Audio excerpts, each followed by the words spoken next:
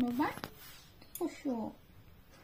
কত আরাম লাগে রে বাবা রে বাবা, ঠান্ডাতে আর পারে না। সকাল থেকে কত কাজ করছে, হাঁপায় গেছে, এখন একটু রেস্ট নিতে হবে। তাও আবার আমি যেখানে আসছি সেখানে কত কাজ করছে সকাল থেকে, পারে না, কত হাঁপিয়ে গেছে আমার ডিও, হাঁপুড়িয়ে গেছে। কি আরাম, কি আরাম রে বাবা, এই আরাম আমি কোনটায় রাখবো রে।